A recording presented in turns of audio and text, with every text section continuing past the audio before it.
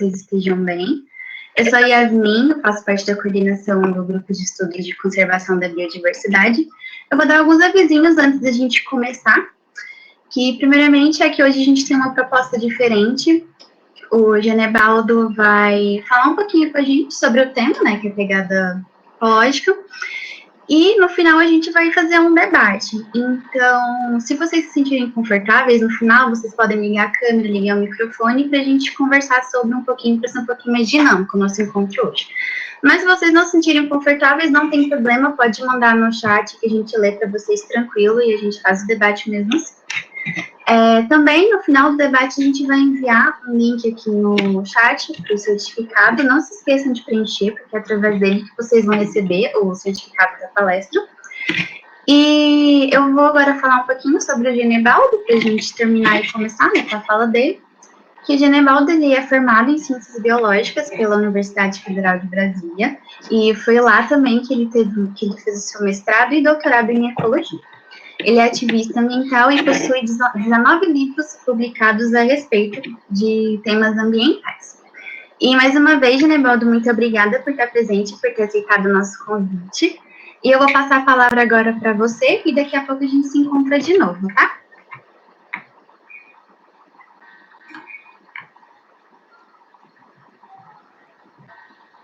Seu microfone está desligado, Genebaldo.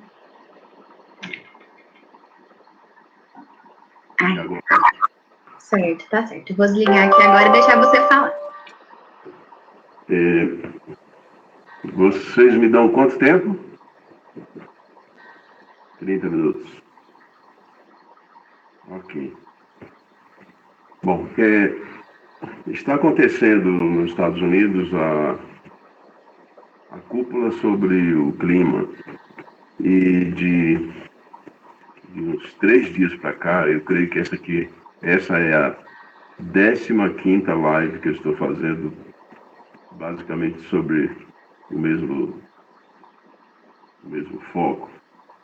Mas o foco não é o clima, o foco é a espécie humana. Por que nós estamos como estamos?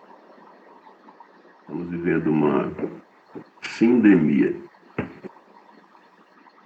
que é um termo que se acopla melhor à situação que nós estamos vivendo do que uma pandemia. Sindemia é uma pandemia agravada pelos problemas sociais, econômicos, políticos, culturais, mas principalmente de percepção. Era óbvio a situação que nós estamos vivendo acontecer. Sem novidade alguma, não tem nada diferente do que a gente esperava 20, 30 anos atrás. Isso não quer dizer apologia à profetização, nada disso. Ciência pura aplicada. Vivemos em um planeta com recursos limitados e a gente precisava se adaptar a esses recursos e não querer que o planeta se adapte a gente. Então, em cima dessa arrogância e dessa ignorância, nós temos sido muito irresponsáveis e temos sido como estamos sendo. E a pergunta que se faz é se há uma saída dessa armadilha que nós mesmos criamos. E por que a gente não percebe que estamos no caminho errado? E onde está o nosso erro? O que a gente pode fazer? Uma coisa a gente já conclui, que todas as narrativas falharam. Todas. A narrativa política, a narrativa da educação, todos os processos falharam. A narrativa das religiões, a narrativa dos modelos econômicos. Ou seja, todas as narrativas falharam. Nenhuma escapou, nenhuma deu certo, nenhuma revolução deu certo, nenhuma revolução seguiu adiante. Nós estamos na Terra para a gente viver uma experiência e evoluir. Nós somos, na verdade, um experimento cósmico de convivência da diversidade. Nós vivemos num planeta com recursos finitos e nós somos uma população confinada na superfície de uma esfera. E nós não temos, ao que tudo indica, consciência da nossa finitude, consciência da nossa impermanência aqui na Terra. Nós estamos vivendo como se nós fôssemos a última geração e a única espécie. Onde nós chegamos, nós eliminamos as outras espécies. É só dar uma olhada no que significa desertificação, poluição, eliminação de habitats, desmatamento, incêndios florestais e eliminação de espécies e simplificação da biodiversidade. E ampliando o nosso consumo cada vez mais e crescendo a população. Uma média de 83 milhões de novas bocas todo ano. Ou seja, do ponto de vista de espécie, nós somos uns tontos. Nós falhamos muito. Nós vivemos uma isquemia perceptiva que não permite que a gente tenha consciência dos nossos limites, das consequências dos nossos atos e das nossas vulnerabilidades. E aí vem uma sindemia e fica todo mundo admirado. Mas ela é consequência das nossas inconsequências. Nós temos uma pegada ecológica absolutamente insustentável, sob vários aspectos. Não é só sobre o aspecto ecológico, é sobre o aspecto econômico, social, político, estético, espiritual, e por aí segue. Nós temos uma pegada ecológica tão alta, que é uma cantilena antiga, que nós precisaríamos de vários outros planetas para sustentar a nossa espécie. E isso não é possível. Eu estou falando quando a gente se relaciona com os nossos outros companheiros de jornada terrestre. E quando nós nos relacionamos intraespecificamente, aí a encrenca é maior. Como se nós fôssemos um experimento, foi dado um planeta com todas as condições para abrigar a vida orgânica e nos colocaram aqui, em continentes diferentes, um continente preto, um branco, um amarelo, um vermelho, mas vocês vão ter línguas diferentes, vocês vão ter costumes diferentes, alimentação diferente, clima, relevo, biodiversidade, tudo diferente. Para que isso seja um belíssimo exercício de convivência da diversidade. E foram dadas algumas diretrizes. Respeito ao próximo, respeito às diferenças. E alguns valores, como ajudar o outro, se colocar no lugar do outro, ter paciência, serenidade, enfim, aqueles valores que a gente conhece. Eles seriam suficientes com amor e esses outros e tais, para a gente desenvolver ao longo da nossa jornada de ação terrestre essa capacidade de viver com as diferenças, nos adaptarmos e encontrarmos formas de um viver feliz por aqui. Mas a encrenca começou quando algum grupo começou a achar que é melhor que o outro. Porque a minha religião é a melhor que a sua. A minha cor é superior à sua. E se criaram todos os tipos de preconceitos que vão desde sexo, cor, tipo do cabelo, cor do olho, cor da pele. E aí começou a encrenca porque, como eu sou melhor, eu quero mandar em você. E o meu modelo é o melhor que o seu. Com isso, nós criamos conflitos ao longo dos anos, ao longo da nossa estrada, ao ponto de nós termos criado 5.000 guerras nos últimos 3.000 anos. Então, veja, o problema da capacidade de sobrevivência da espécie humana na Terra, ela está ligada a uma grande ameaça no ponto que nós chegamos, por uma incrível falha. Nós vivemos, no momento, uma incrível falha de percepção, em todos os setores, todos os setores. Não funcionou a educação, não funcionou o modelo político, não funcionou o modelo econômico. Todos falharam. Nós vamos precisar de seres que tenham gratidão pela vida, que reconheçam o que é estar aqui, que reconheçam que nós vivemos uma experiência única, irrepetível, e que essa experiência ela é sustentada por processos que nós estamos muito longe de conhecer, compreender. A gente precisa viver num estado contínuo de vigília e um estado de gratidão. O ser humano tem sido muito ingrato.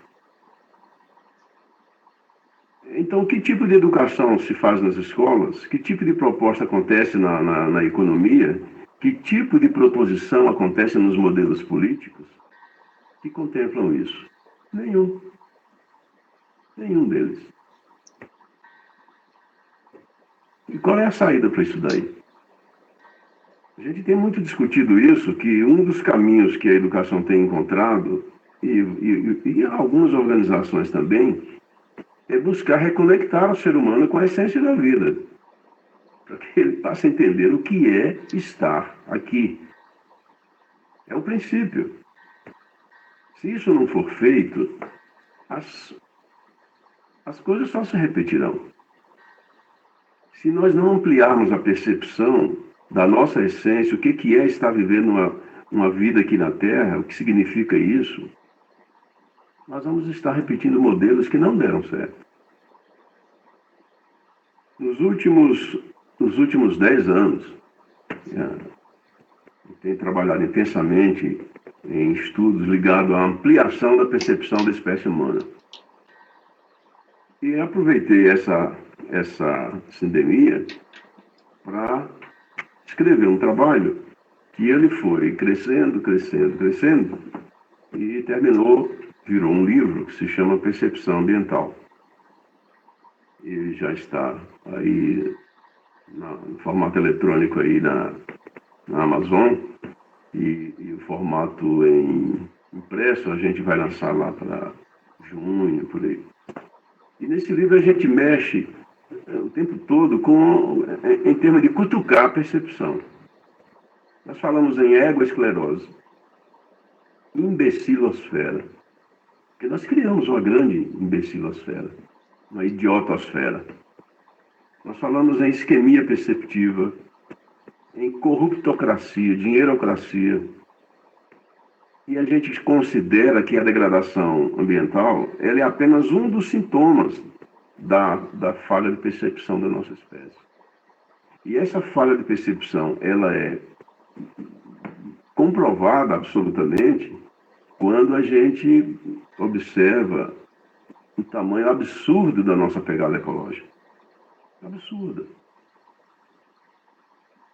Quem não lembra o que é o conceito de pegada ecológica? É um conceito já de décadas, mas a pegada é uma área que você precisa para sustentar o seu consumo e absorver os seus resíduos. Então vai depender muito dos seus padrões de consumo. Quanto que você consome de papel, energia, matéria-prima, combustível, alimentos, e quanto que você excreta para o ambiente, como que significa isso tudo. É um metabolismo complexo e a média mundial aceitável para manter o padrão de vida no planeta, incluindo biodiversidade e os sistemas que asseguram o clima, seria em torno de 2,1.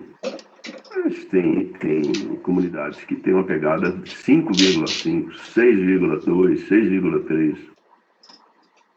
São pegadas insustentáveis. E você tem povos miseráveis que têm pegada de 0,5, 0,6, ou seja, o sujeito que tem a pegada alta, além de ele ser um tremendo predador dos recursos do ambiente, ele também é predador dos recursos dos seus semelhantes. Não há uma divisão justa. E com os processos de educação e os sistemas políticos e econômicos que nós temos, não vejo possibilidade de acontecer isso sem conflitos profundos. Nós estamos apenas no início de grandes conflitos. Isso já era esperado. Nenhuma espécie fica imune às inconsequências dos seus procedimentos, das suas loucuras, das suas maluquices. Isso não é apocaliptismo, mas é pura realidade e que a gente precisa acordar para isso. Porque a revolução não está lá fora.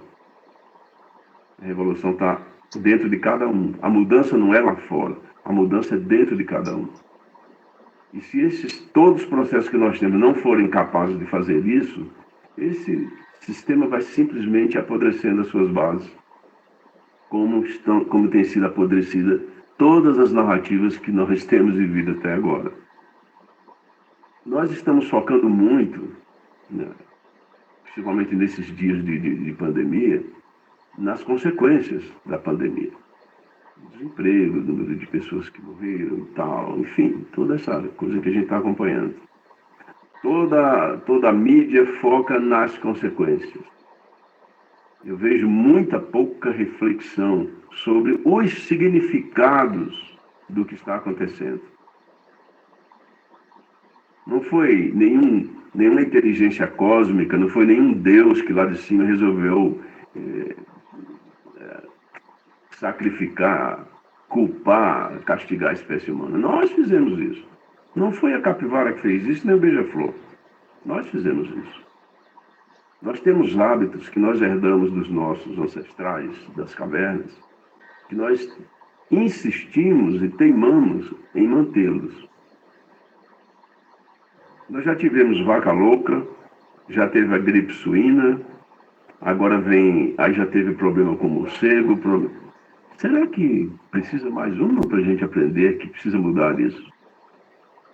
Isso veio também de hábitos alimentares ligados à crueldade, de matança de bichos.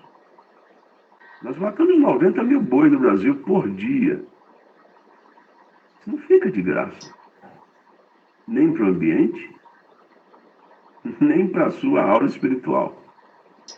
Eu não estou falando aqui defendendo o veganismo, nada disso. Mas o sistema que nós temos de obtenção de proteína de alguns alimentos às custas da degradação do ambiente, às custas da degradação da vida, não é sustentável, sob nenhum aspecto. Nós falamos ainda nesse livro sobre algoritmação, sobre existencialidade e momentaneidade. Eu conduzia meus alunos para algumas caminhadas interpretativas urbanas, trilha urbana para a interpretação dos socioecossistemas e do metabolismo do socioecossistema, e volta e meia a gente parava num cemitério. E aí, o que nós estamos fazendo aqui? Nós vamos refletir um pouco sobre a nossa existencialidade, sobre a nossa ciclicidade, sobre a nossa impermanência, a absoluta impermanência. E a gente evita esse tema. Justamente porque não queremos ser humildes, não queremos reconhecer que nós temos um prazo de validade curtinho, que está ligado ao grande mistério da vida. Esse grande mistério, ele se alonga e vai até a impermanência, não só do ser humano, mas do próprio planeta. Imagina que a nossa Terra, em 7 bilhões de anos, ela é engolida pelo Sol. A nossa estrela maior, o nosso Sol, que rege a vida aqui, em 3,5 bilhões de anos, ele se apaga. Mas antes de apagar, ele amplia o seu diâmetro e nos engole em fogo. Então, em 7 bilhões de anos, tudo que nós temos e imaginamos hoje aqui na Terra não existirá mais. Esse é o grande mistério. Esse é o grande barato dessa caminhada, dessa jornada de ação. Saber que você faz parte de um processo universal. Você não está separado de nada, você não está desconectado de nada. O outro aspecto é que a gente trabalha para descongestionar as vias da percepção, os coágulos de ilusões, é estimular algumas práticas, como essa de verificar, comparar pegadas de diferentes povos, de diferentes países, comparar níveis de desenvolvimento humano e desenvolver práticas que levem as pessoas a perceber o que é isso aqui. A gente tem estimulado muito que nas escolas seja instituída a prática da meditação. Por que a meditação tão simples? Não aquela complexa, transcendental, que você vai atingir o nirvana. Não, lá no YouTube tem inúmeras formas simplificadas de meditação.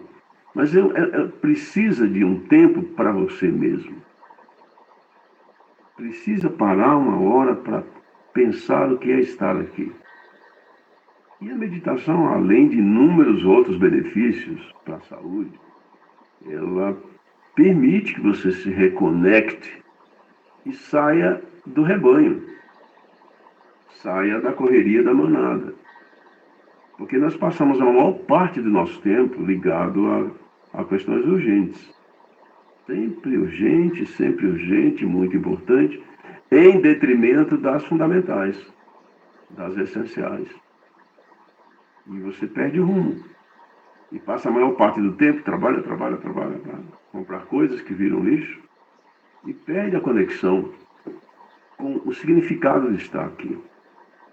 Essa falha de percepção, ela nos leva a um desafio tamanho, que é o de nós passarmos a ser como nunca fomos. Nós, seres humanos, como espécie, falhamos em termos de capacidade de sobreviver com o que está aqui, sem eliminar tudo que está em volta. No momento que a gente passa a ter esse comportamento de eliminar tudo que está em volta, com pegadas ecológicas cada vez mais crescentes, a gente está dizendo que nós somos inviáveis. E se a nossa educação não nos alertou para isso, então ela não funcionou. Se os nossos modelos econômicos não consideraram isso, então eles foram cegos. Se as nossas narrativas religiosas não nos falaram isso nos seus pregões inúmeros, então elas não estavam aqui. Nós precisamos desenvolver um processo que é conhecido com o nome de estesia. Estesia é você manter a sua sensibilidade aguçada. É você, com isso, você conspirar a favor da vida. É você manter a serenidade.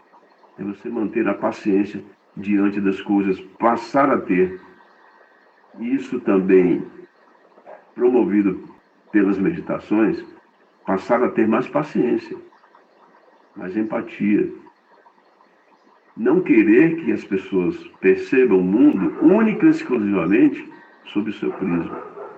Querer que o outro seja você, que o outro enxergue como você. Respeitar a diversidade.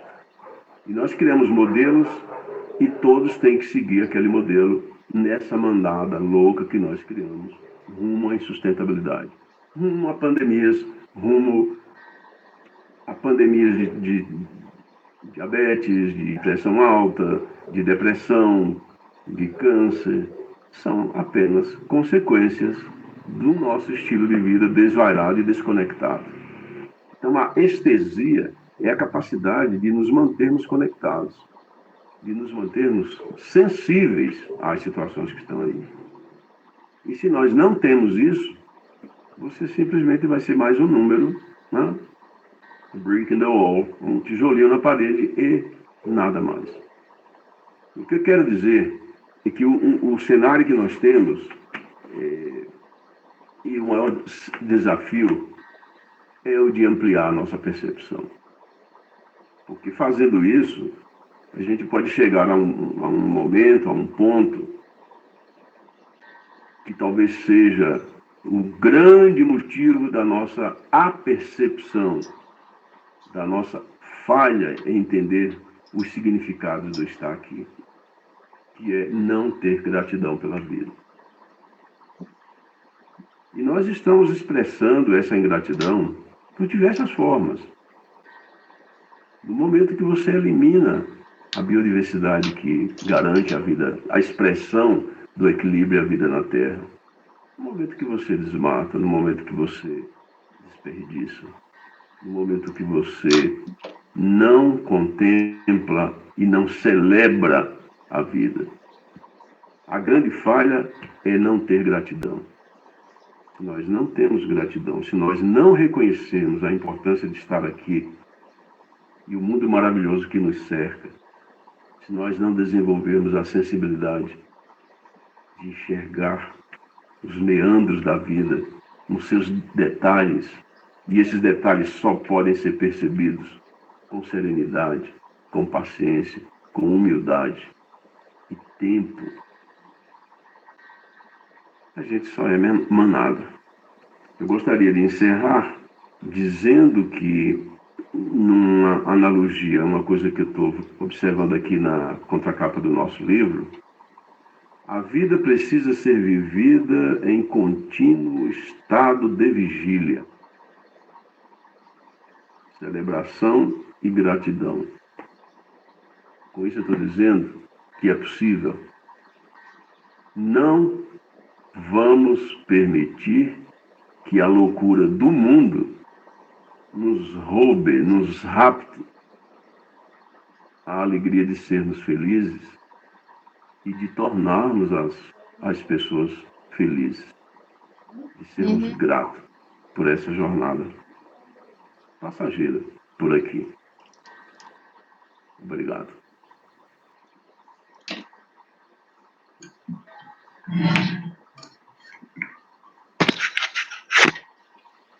Deixa eu ver se eu pronto. Nossa, Ginebalda, achei muito boa, muito reflexiva. Eu acho que todo mundo que escutou sua fala vai ficar bastante reflexivo.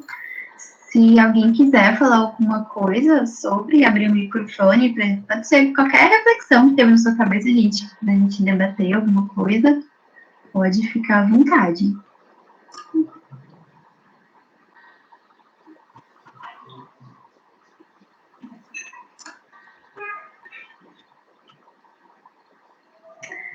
Então, eu vou falar alguma coisa porque foi o que eu comecei a pensar durante, então, a fala do Genevaldo. Então, eu estava pensando que você falou, inclusive, sobre a falha na educação, né? E eu comecei a refletir que eu sempre me via como uma pessoa muito ligada a questões ambientais, eu queria até fazer engenharia ambiental quando eu estava no ensino médio. E aí, só que eu não fazia coisas individuais que acho que diminuem, né, a pegada ecológica. Mesmo eu tendo muita consciência, e eu não sei se a escola falhou em me mostrar que eu posso ter consciência e tenho que tomar atitude, e me fez ficar parada, não sei aonde que eu deveria ter tido esse incentivo de agir, sabe? Porque eu sinto que, em momento algum da minha vida, assim, eu fui incentivada a realmente agir em prol do meio ambiente. Sempre falavam que é importante cultivar e tal, mas nunca falavam nada sobre o que fazer, sabe? Então, eu fiquei refletindo sobre isso. Tem uma coisa que a gente vê muito repetido: tem que economizar energia elétrica, tem que economizar água, tem que reciclar. Olha, precisa fazer saneamento, novas tecnologias verdes, apelar para as energias consideradas complementares, a eólica, enfim. Tudo isso é muito importante, mas observe que isso aí são meros elementos de gestão ambiental. Eles não chegam na essência. Porque diante da falha de percepção que nós temos hoje, se todos os lugares do mundo tivesse tudo isso pronto, os problemas continuariam os mesmos. Nesse livro nosso, vou até mostrar a capa dele aqui, ó.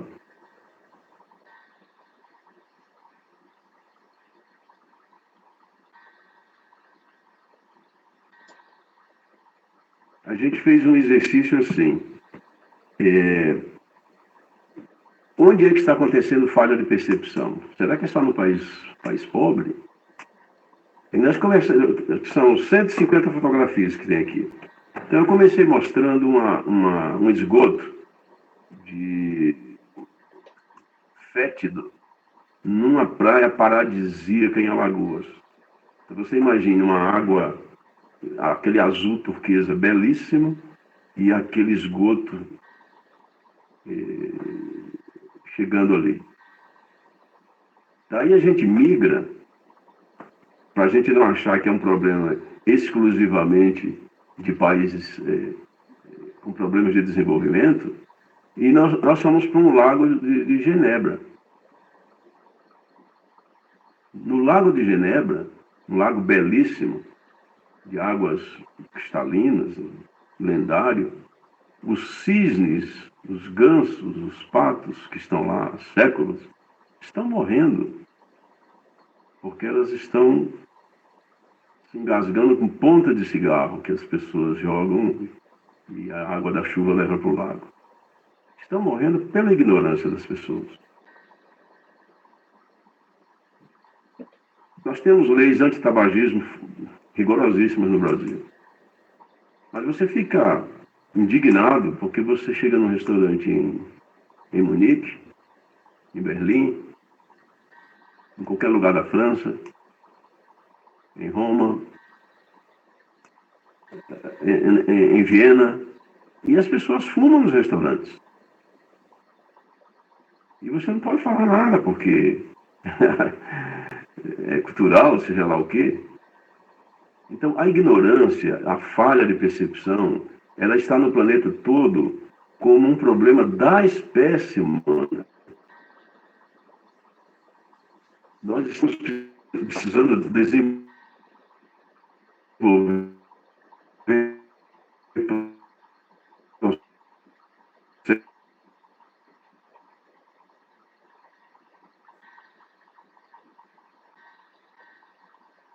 terra, vivendo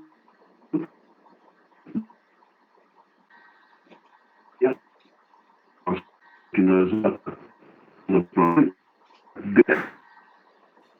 bomba, não tem nada disso.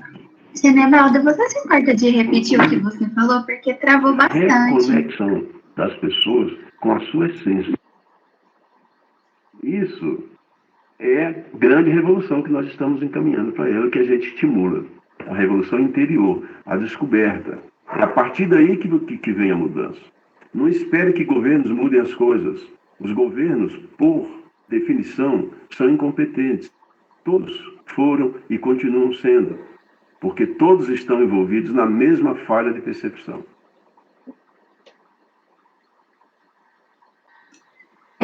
Deu uma travadinha no final, mas eu acho que eu consegui entender o que você quis dizer. Tem alguns comentários e algumas pessoas que querem conversar aqui com a gente. Eu vou ler o comentário da Lilian, mas primeiro, Lilian, você gostaria de ligar o microfone ou você quer mesmo que eu leia? Oi, boa noite. Boa noite, Genevaldo, prazer te ouvir. Gostei muito da palestra, gostei da sua fala. Como eu coloquei aqui, simples, mas extremamente profundo. E eu sou professora e eu gostaria que você, se possível, falasse um pouquinho mais sobre sugestões de como a gente trabalhar essa questão da sensibilidade, essa questão da gratidão, nesse universo da educação, principalmente no ensino superior, né? Porque a gente também tem essa resistência dos próprios estudantes, né? Como trabalhar essa sensibilidade? Como trabalhar essa questão da gratidão? Né? É possível se abordar um pouquinho? Você já vivenciou isso? Tem alguns exemplos, algumas práticas que você poderia citar, comentar, por favor? Olha, tem um livro que se chama Dinâmicas e Instrumentação para a Educação Ambiental. Esse livro tem 55 propostas de atividades práticas. E dessas 55, 33 são práticas ligadas à ampliação da percepção, que pressupõe você mexer na sensibilidade das pessoas, você mexer na emoção das pessoas. E não se surpreenda, porque a resistência é maior quanto mais alto vai subindo. Porque até você chegar nos PhDs, eles se tornam muito arrogantes. Porque se situam em modelos que eles acham imutáveis, e seriam os donos. Mas eu já trabalhei com grupos extremamente complicados, como o pessoal do polo petroquímico, como grandes industriais, pessoas com PhD na área de produção petroquímica, e na frente da linha de produção, e você consegue desenvolver por meio não são palestras que a gente chama, são sintonias, mexer na emoção dessas pessoas, de modo que elas passem a se reconectar com as suas essências e passam a ver que não era aquilo muito bem que achava que era, que existem outras leituras e que se pode fazer outras leituras. O que eu sugiro sempre são atividades extra-classe. Quanto mais você puder tirar o pessoal da sua sala para fazer uma trilha interpretativa, para visitar lugares, conhecer pessoas, quanto mais usar instrumentos que já estão disponíveis na mídia, como vídeos curtos que tratam a questão, melhor. A sala de aula, sentado sobre aquelas 6 paredes ali, não tem funcionado. Quanto mais você sair do quadradinho, mais chance você vai ter de atingir seus objetivos. Obrigada. Agora o Fábio também gostaria de falar. Fábio, pode ligar o microfone à vontade. Ou a câmera, se você preferir. Boa noite. Estão conseguindo ouvir perfeitamente? Sim, tá tranquilo. Prazer, Genebaldo. Não conhecia, não tinha visto falando ainda, né? Não conhecia, nunca tinha visto. Mas um dos seus textos, um dos artigos seus de 91, foi a principal base que eu usei para o meu TCC, que era uma análise de 15 anos de processo de educação ambiental no Brasil. Achei excepcional, assim, como você falou das narrativas logo no começo, e me identifico com essa parte do conceito de que não há crise ecológica em si, isso não é uma crise identitária, é uma crise política e de lideranças. Quanto a narrativas, eu gostaria que você pudesse comentar um pouco sobre 2 narrativas frequentes que eu percebo. Uma delas é sobre como a responsabilização, às vezes, e a intenção de colocar o indivíduo como ator da crise climática é usado por agentes, sei lá, do próprio Estado, por empresas. E como você falou, se todo indivíduo fizesse sua parte hoje, a gente sabe que matematicamente não estaríamos atingindo o que é necessário. Como que a gente pode agir frente a isso do indivíduo e das macroestruturas? Essa é a primeira narrativa. E a segunda narrativa é sobre como que o Brasil, historicamente, participa, se reporta e convive com outras nações nos tratados de encontro sobre meio ambiente. O que eu quero dizer com isso? Lendo que você escreveu sobre os encontros no mundo que o Brasil participou, vamos às outras nações e falamos, olha, no Brasil está tudo bem, o governo age perfeitamente, estamos com mudanças de propostas do meio ambiente, e sabe que isso, na verdade, torna-se uma falácia. Eu queria que você falasse um pouquinho só sobre essas duas narrativas, por favor. Prazer, obrigado. Fábio, eu ouvi 40% do que você estava falando. Então, estava cortando. Vou ver se eu vou dar uns foros aqui, porque eu terminar falando coisa que você não perguntou. Mas, pelo pouco que eu peguei de você aqui. Olha, primeiro sobre a questão da educação ambiental no Brasil. De uns tempos para cá, eu me afastei muito de eventos ligados ao processo de educação ambiental, porque houve uma imbecilização desses encontros. Passaram a ser ideológicos, passaram a ser coisa de partido. E nos meus 45 anos de ativismo acadêmico e ambiental, eu nunca me filiei a partido algum. Primeiro porque eu não acredito nisso. Partido, o nome já está dizendo, está partido, está dividido. Os nossos modelos políticos todos fracassaram. E nós vamos ver, a bordo de pandemias, e seja lá o que for, vamos ver emergir um novo modelo. Não só econômico, mas como político também. Para substituir essa imbecilosfera que nós temos hoje. No mundo todo, no mundo inteiro, onde isso é regido por egoísmo, por parcerias com o mundo do lucro e pelo desrespeito à vida. Então, você ligar o processo de educação ambiental que nasceu nas entranhas da sensibilidade das pessoas e casado com conhecimento científico, porque o que se propunha educação ambiental sempre está baseado em conhecimento científico, e você querer atrelar isso a ideologias partidárias, isso é de um reducionismo terrível. Isso é reduzido a cinzas a intenção. É mesmo que ignorar o que significa o movimento ambientalista no mundo. Então, a retomada que está sendo feita no mundo inteiro, nos processos de educação ambiental, é por meio desse reconhecimento de que nós falhamos, que as narrativas todas falharam, e que nós estamos vendo emergir um mundo novo, com mentes novas, com modelos novos. E cada um de vocês, jovens, é essa semente de mudança.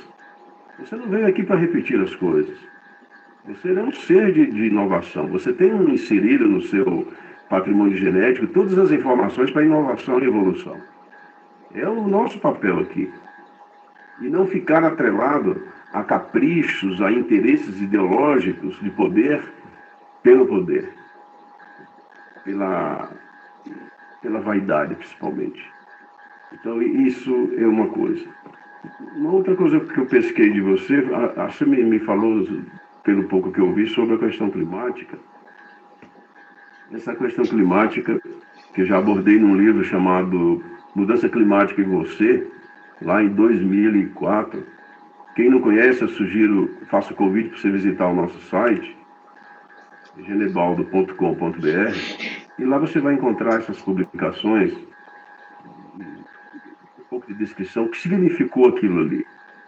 Esse processo de ignorar o que está acontecendo no mundo, isso está presente em todos os meandros e variações de ideologias políticas que você possa imaginar.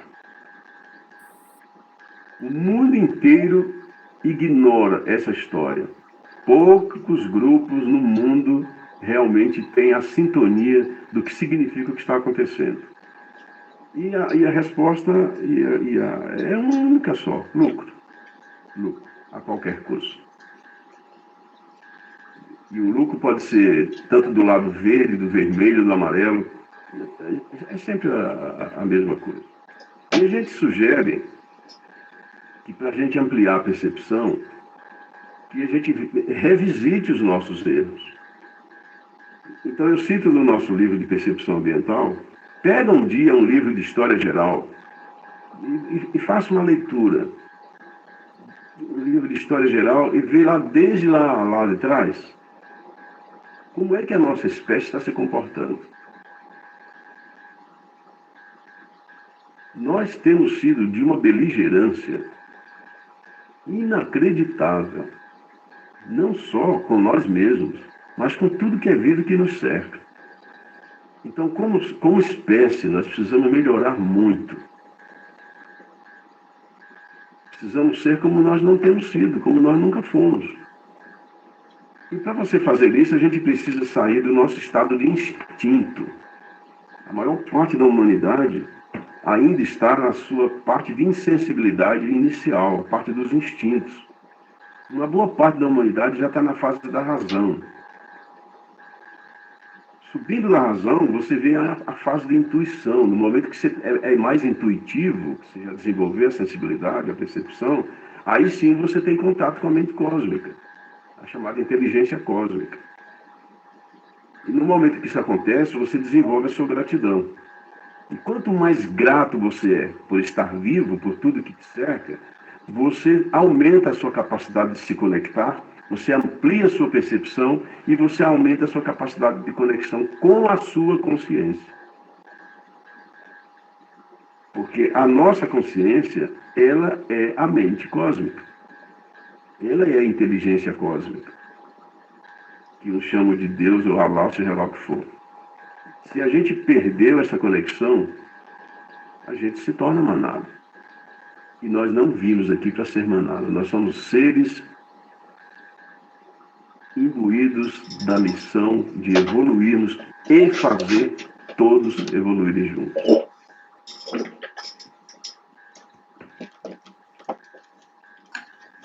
Eu acho que na fala do Fábio, ele trouxe nas duas questões, eu acho que essa primeira ele foi abordada, só que Fábio, eu estava um pouco ruim seu microfone, me corrija se eu estiver errada, mas eu também gostaria que falasse um pouco sobre a questão da atuação do Brasil em tratados ambientais, não é? O histórico, alguma coisa assim, não é? Que você queria também? Ok. A situação do Brasil não é diferente de nenhum país. Não tem diferença alguma. Não existe país bonzinho na área de meio ambiente. Existe país que tem uma grande capacidade de enganar os outros. Vou dar um exemplo.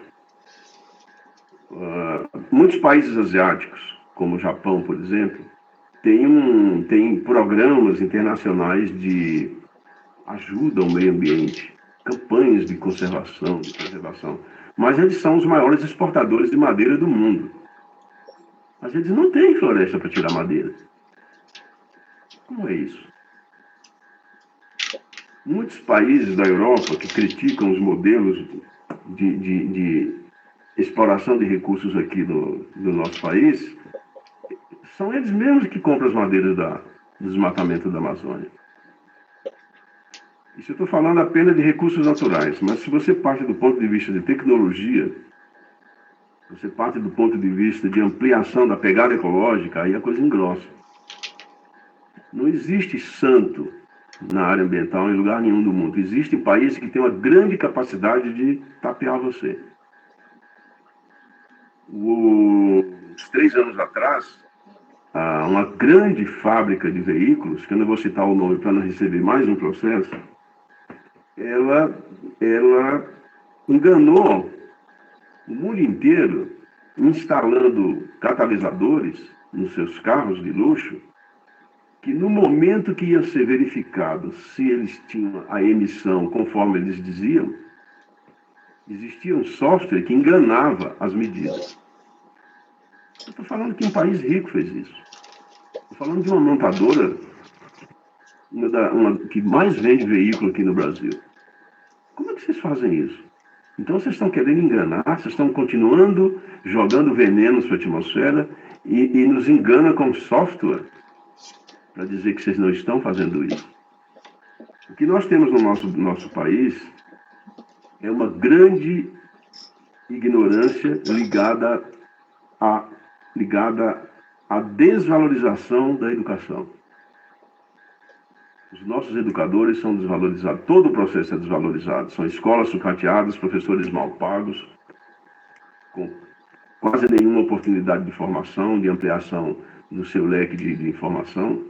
E não tem laboratório nas escolas, enfim, os professores não têm planos de saúde, não têm atendimento. A educação é colocada numa enésima situação. E o resultado disso, você sabe o que é. E isso se arrasta em muitos outros países. Esse processo, desde quando ele está assim? Por isso que eu fujo muito dessa história de partido.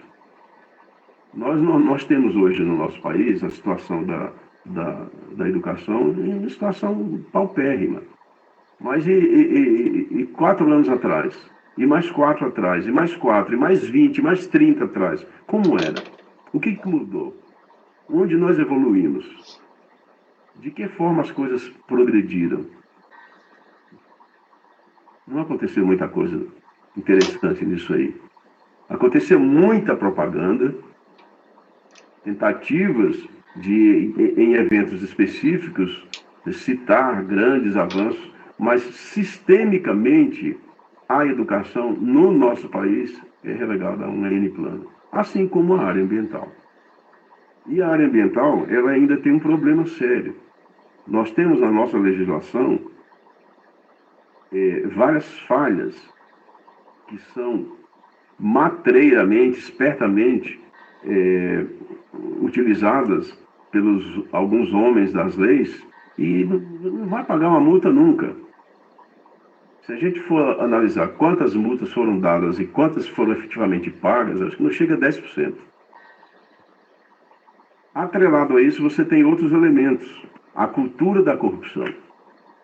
A cultura da corrupção no nosso país, que não está só nos corredores da política, mas ela desce para os empresários e chega até o homem comum, e chega até os empresários.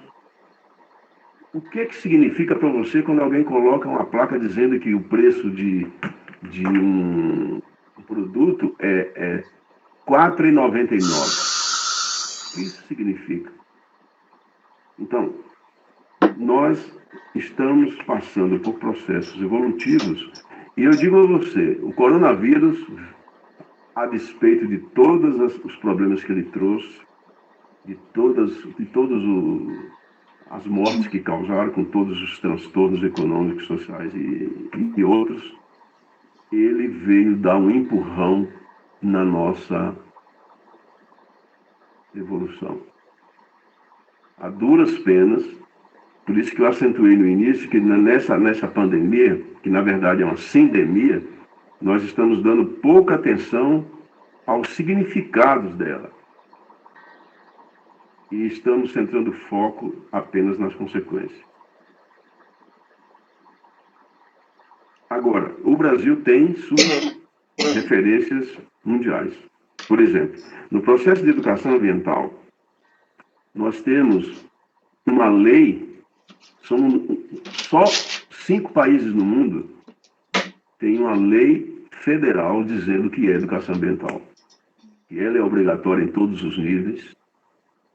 Essa lei diz o que é o processo de educação ambiental, quais são seus objetivos, quais são as suas recomendações. Isso foi uma grande conquista. Ao mesmo tempo, nós desenvolvemos nas universidades muitos cursos da área ambiental. O processo de educação ambiental, que era então reprimido, ele se espalhou e hoje você tem belíssimos cursos. E os nossos professores são considerados os mais criativos nesse processo de educação ambiental. Eu digo a você, conhecendo como é que se pratica a educação ambiental nos Estados Unidos, na França, na Alemanha, na Inglaterra, a nossa forma da prática da educação ambiental ela é muito mais integrativa, ela é muito mais sistêmica. Ela não fica apenas nos aspectos ecológicos, de bichinho, planta, fauna e flora. Ele aborda as questões sociais, econômicas, políticas, éticas, estéticas. Ela é bem mais completa. Então, nós somos referência mundial em termos de processo de educação ambiental, sem dúvida.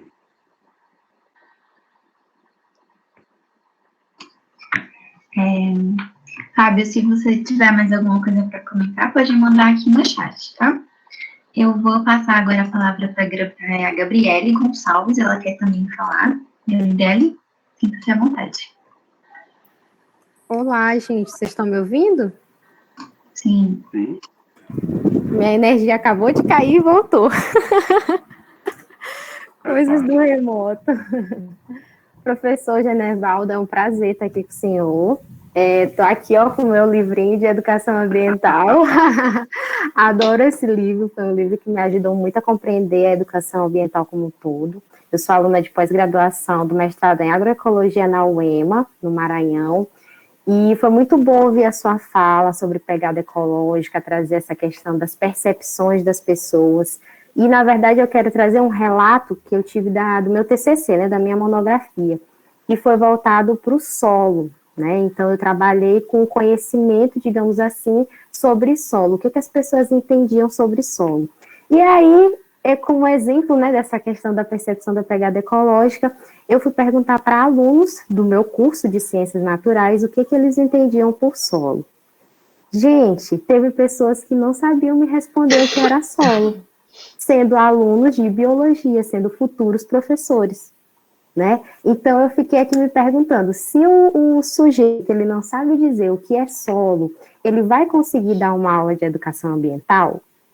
Né? Ele vai conseguir levar para o seu aluno uma ideia de um todo, de que a gente vive num ecossistema que precisa de interação, que no momento que um dos elementos desse ecossistema for retirado, vai acontecer um problema em cadeia, né? Então, hoje nós estamos falando da Covid, nós estamos falando da pandemia, que desencadeou de quê? De um vírus que foi detectado dentro de um ambiente, dentro de uma feira lá na Ásia, e que desencadeou para o mundo todo.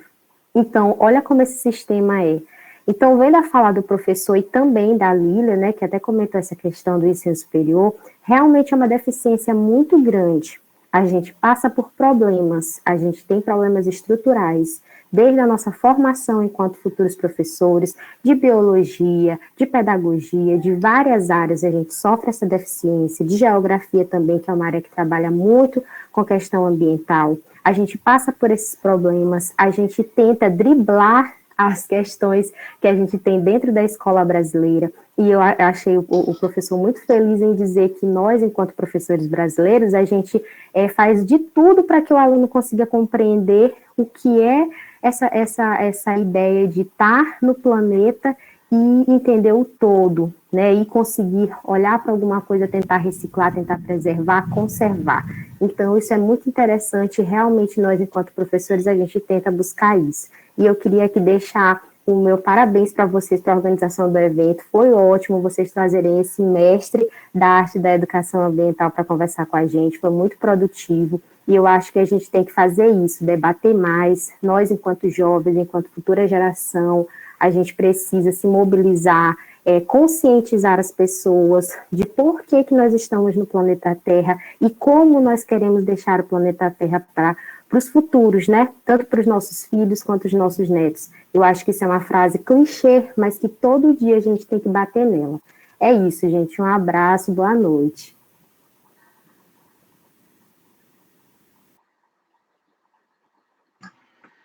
Obrigada, Gabriele, pela participação. Você gostaria de falar alguma coisa sobre o general da fala da Gabriele, ou a gente pode passar para o próximo comentário?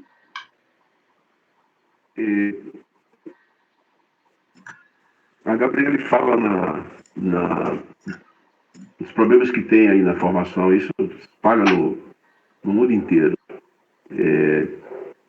Tudo nas caixinhas, né? Tudo nas caixinhas.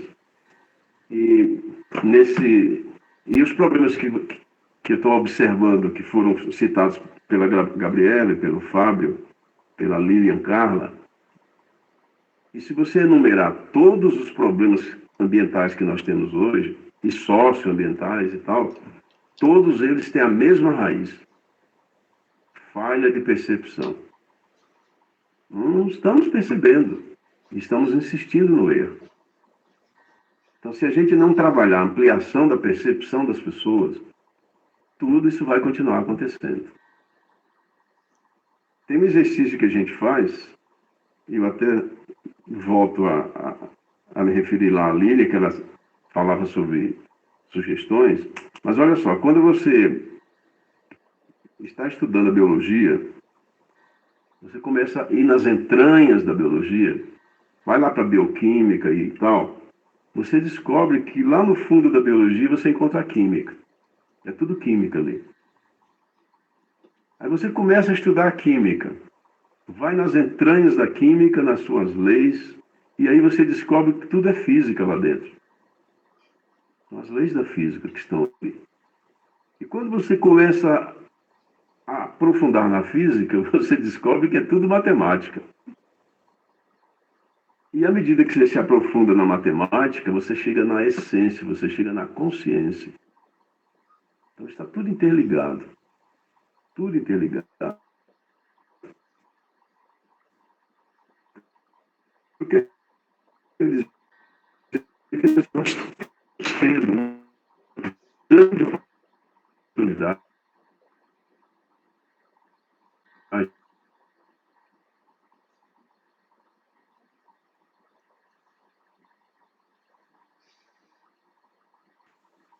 Genevaldo, você travou, a gente não está conseguindo te escutar mais.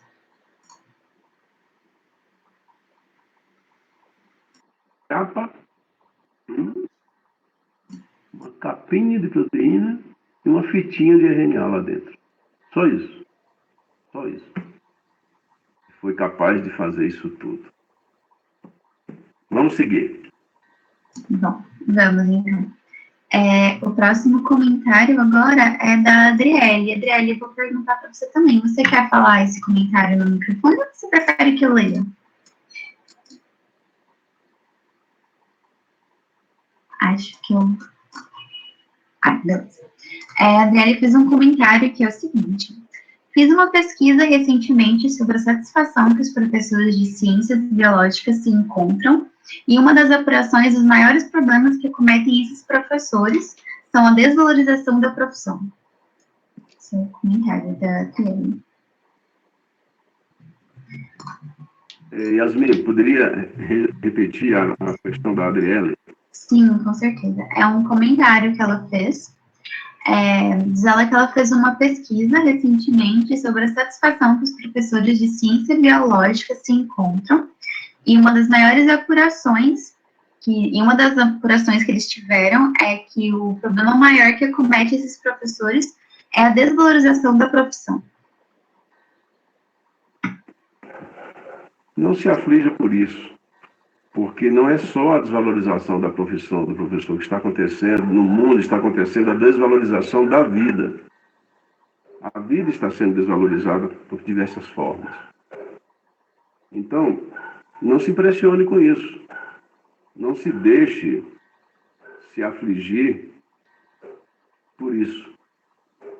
Porque você tem um potencial que ninguém pode tirar de você, que é a informação genética que você é portadora, e nessa informação você tem todas as conexões que você precisa para ser um ser sereno, para ser um agente de transformação.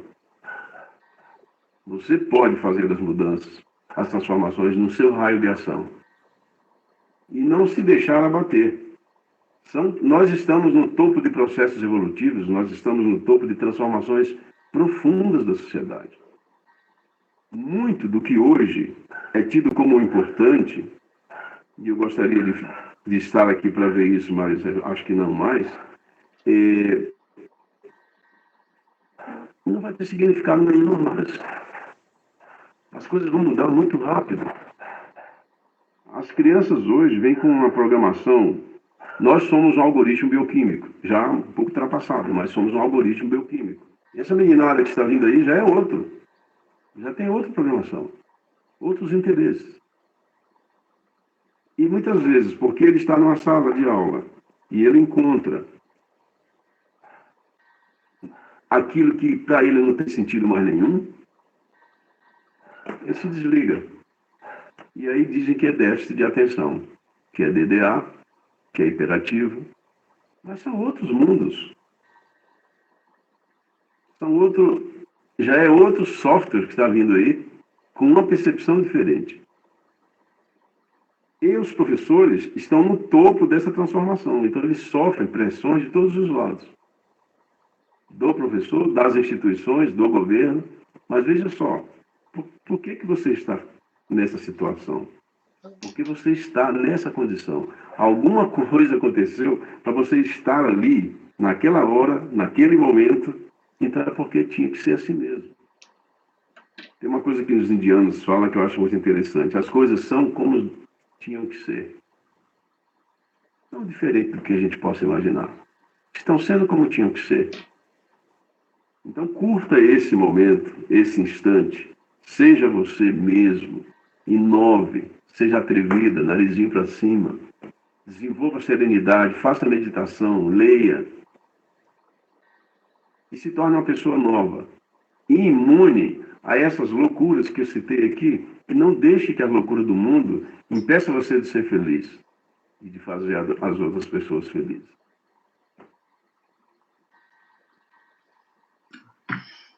Ai, muito profunda essa reflexão, Laura.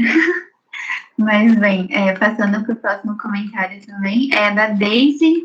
A Daisy tá aí, Daisy? Pode ligar o microfone e falar à vontade também. Boa noite.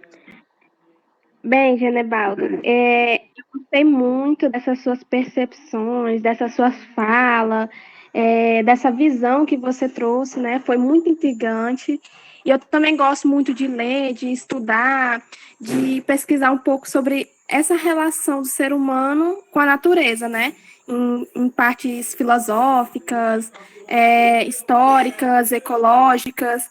E o que eu percebo é que atualmente não, isso já vem de muito tempo, que a relação humana com esse ambiente natural, né, vem mostrado um pouquinho de uma predominância capitalista. Ao ponto que até mesmo o ser humano, ele tem se tornado cada vez mais o centro do mundo. E que isso vem gerando, na verdade, trazendo consequências, né, em esferas globais, devido justamente a essa ignorância, né, essa arrogância do ser humano pensar e achar que tem o domínio sobre esse ambiente natural, né? Então, essa postura, ela deveria ser modificada. Aí eu gostaria que você trouxesse, através das suas palavras, comentasse uma reflexão sobre essa relação humana com o ambiente natural e com o capitalismo. Porque muitas vezes o ser humano não enxerga o ambiente natural, mas enxerga o capitalismo em cima dela. Ok. E você acha que o socialismo enxerga? Nenhum ismo enxerga coisa nenhuma com o ambiente. Não tem diferença entre agressão ao ambiente, entre socialismo, capitalismo, qualquer ismo que você acha. Se só fosse o capitalismo responsável pelo que está acontecendo, os países socialistas estariam num paraíso. E não é bem isso que eu tenho encontrado nas minhas viagens. São países destroçados. Nem leis ambientais não existem, não são, e quando existem, não, só são para constar. Não existe direito de expressão. Então, talvez seja um erro a gente atribuir toda essa degradação que está acontecendo no mundo a um modelo de exploração somente. Qualquer modelo de exploração que não respeite os limites que a gente já aprendeu que eles existem, são predadores, são degradadores da qualidade de vida. Como eu falei no início da minha fala, todas as narrativas estão sendo decompostas. Por isso esse barulho todo. Como diz o meu amigo Roberto Creno, tudo que desmonta, tudo que cai faz barulho. As flores, os jardins crescem silenciosamente. Você, Deise, vai testemunhar, você é bem novinha, você vai testemunhar um mundo novo. Um mundo muito melhor, muito mais justo do que o que eu encontrei. Porque esse processo está em plena efervescência. Então, todas as narrativas falharam e estão em pleno processo de decomposição, dentre eles o capitalismo, que mostrou que não deu certo. Qualquer ismo não deu certo. Nós estamos buscando novas formas de relação. E nessas novas formas de relação, passa pela ampliação da percepção, para que a gente possa ser seres mais sensíveis e passemos a ser mais gratos. E passamos a reconhecer a importância do que está em volta. E que um ser humano não seja visto como um número a ser explorado. Até cito no nosso livro de percepção ambiental que uma cachoeira, né, não seja mais importante do que a sua essência, que é a água. Que a gente passa a entender os pontos mínimos que estão em sua volta, os significados de estar aqui. Nas minhas caminhadas interpretativas com os alunos, é muito comum de vez em quando a gente encontra uma planta surgindo na brecha de um muro, na brecha de uma calçada, uma flor surgindo na rachadura de um asfalto. A terra, esse nome é inclusive inadequado, deveria ser vida. É uma pérola no espaço. Ela foi concebida para abrigar a vida. E os sistemas econômicos e políticos que nós temos desenvolvido até então não entendem isso, não percebem isso. Por isso que estão desmoronando, por isso que não deram certo.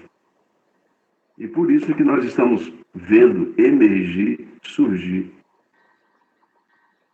novas perspectivas de estar aqui. E com certeza você, seus filhos, seus netos, vão estar vivendo em momentos que... Caiu aqui.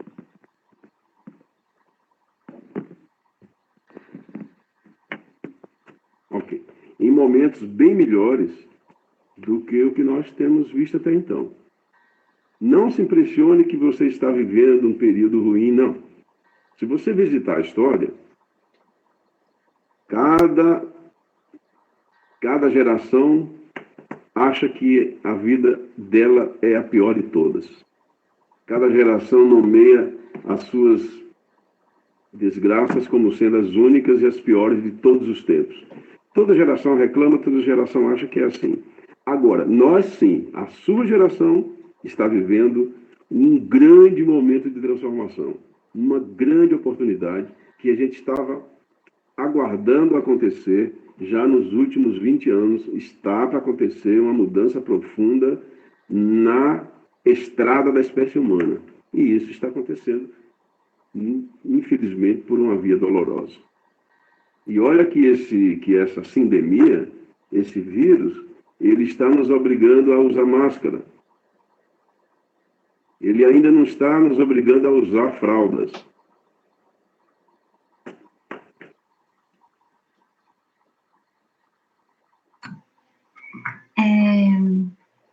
Agora eu vou... A Adriele, que fez o comentário, agora ela quer abrir o microfone e fazer mais algum comentário também. Pode falar, Adriele. Boa noite, tudo bem com vocês? Eu não conhecia o Genebaldo, pronunciei certo? Tá. Eu não conhecia e realmente eu estou gostando muito do seu posicionamento, já quero ler o seu livro, inclusive. Eu fiz um teste recentemente também, onde teve aproximadamente umas 40 participações. Nela eu demonstrava uma imagem onde, no meio, né, existia a presença de árvores, de plantas em primeira... numa posição que era muito visível até.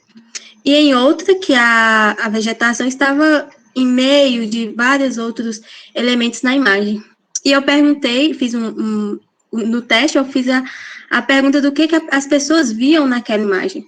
Foi falado sobre cada elemento, sobre o lugar onde se encontrava, mas a quantidade de pessoas que relatavam a presença da vegetação foi mínima, tanto na primeira imagem, onde tinha grande quantidade, e uma quantidade visível até, em primeiro plano, quanto na segunda imagem. Foi falado sobre tudo, sobre até a condição social que as pessoas, assim, foram lançado suposições, na verdade, sobre o nível social que as pessoas ali moravam, mas o fato da presença das árvores não foi relatado, foi mínimo, tanto na primeira imagem, que era mais quanto na segunda. Então, é bem o que você está falando. Achei que foi bem pertinente o que você falou nesse meu teste. Adriele, que bom que você falou isso aí. Olha que coincidência. Tem uma publicação minha que está na gráfica de um livro chamado Etani. É um livro pequeno, tem acho que 100 e poucas páginas. Você lê ele em 50 minutos você lê. Tem muitas imagens e tal e tal. O que significa Etani? Etani com H e 2 T's é o espírito das plantas. Esse livro, ele é uma conversa que as plantas estão tendo com a gente. Que elas começam dizendo assim: nós plantas, nós somos a inteligência mais menosprezada por vocês humanos. Nós estamos no planeta há bilhões de anos antes de vocês. E vocês têm o topete, a petulância de dizer que nós somos seres inferiores. E ela começa fazendo algumas observações. Olha, vocês, seres humanos, vocês colocam toda a sua central de processamento de dados em um só lugar. Tudo na cabeça. Todos os sentidos. Se você tiver qualquer problema na cabeça, você acabou. Né? Fisicamente, você acabou. Nós, plantas, nós não temos um lugar fixo para o cérebro. Ele está na planta toda. Nós respiramos sem ter pulmão, nós nos alimentamos sem ter boca, respiramos, temos olfato sem ter nariz, temos tato sem ter pele, pelo menos como vocês concebem, e temos estratégias super inteligentes de evolução, de reprodução, de sobrevivência, e vocês nos chamam de seres inferiores. Então, nós vamos presenciar em pouco tempo mudanças profundas na percepção humana a respeito de estar na Terra, o que é estar na Terra. E vocês já são a geração que já vem com outro algoritmo bioquímico, com outro software mental diferenciado, onde isso vai ser incorporado mais facilmente. Já estão preparados para isso.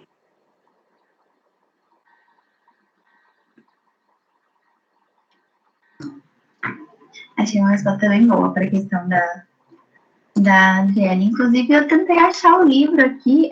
Como chama, Genebaldo? Etani? Como é? Etani.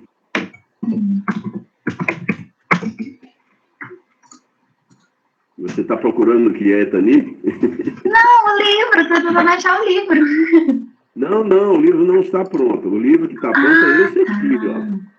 Eu queria fazer não sei como, mandar isso para vocês. Ah, sim. Acho que as minhas... Depois eu quero que vocês... Olha, esse livro aqui não é vendido. Esse livro eu estou passando para as pessoas que eu gosto. Vai ser vendido depois. Mas olha só, como é que ele é.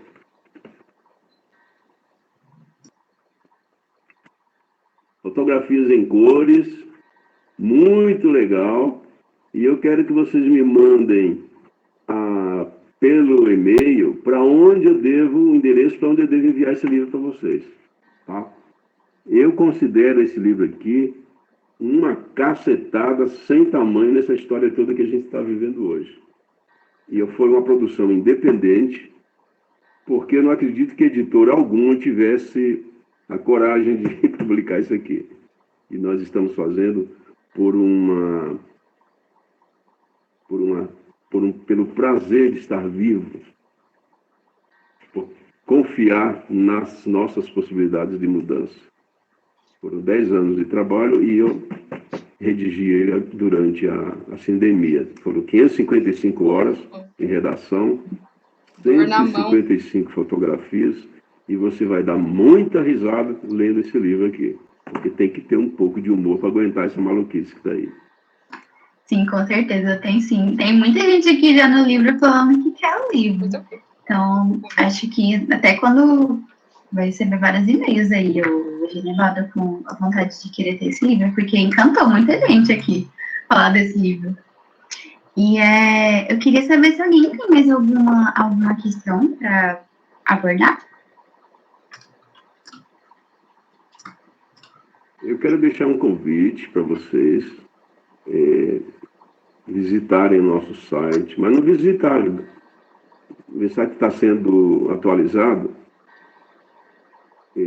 mas tem lá um resumo das coisas que a gente faz, das nossas publicações, mas a gente também está lá no Facebook com as informações dos eventos. E no meu site tem lá uma parte, deixa eu responder aqui a Deise Dias, o site é genebaldo.com.br. Então lá tem e-mail, tem todos os contatos, e em que eu puder cooperar, como eu sempre tenho feito, não deixo um e-mail sem resposta, e em que eu puder cooperar, estou sempre à disposição para cooperar. Está feito o convite para visitar o nosso site, o nosso Facebook, e acreditem mesmo que vocês são seres já com um novo software bioquímico. Vocês são outra cabeça. Por isso que às vezes vocês se sentem meio sós, às vezes se sentem um pouco tristes, meio incompreendidos. Essa velharia maluca que está indo embora, felizmente existe uma coisa que chama ciclo biológico. Então esse pessoal vai ter que ir embora mesmo e dar lugar a um pessoal com a cabeça mais sintonizada, com mais gratidão pela vida, mais ligado à essência.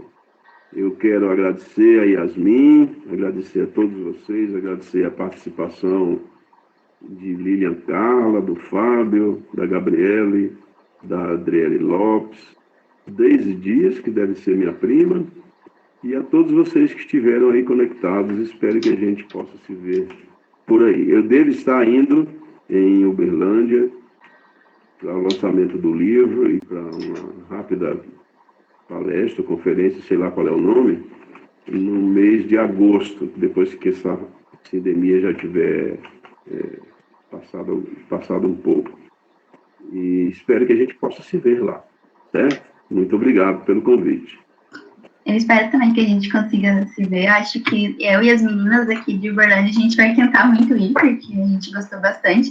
Acredito que também todo mundo aqui tem vários elogios, o pessoal gostou bastante. Eu, particularmente, achei muito reflexiva e eu gosto muito desse tipo de conversa, esse tipo de abordagem. Então, agradecer mais uma vez, muito obrigada de verdade por ter acertado o nosso convite, por ter trago essas questões para a gente conversar. E a gente vai colocar o seu site no nosso stories para divulgar também para o pessoal que talvez saiu e não viu, para dar uma entrada no seu site também, dar uma explorada, que eu acho que é bem válido também. E é isso, gente. Muito obrigada a todos por estarem aqui, acompanhar a gente até o final. E é isso. Qualquer dúvida, estamos à disposição, viu? E é isso. Obrigada, gente. Tchau, tchau. Boa noite.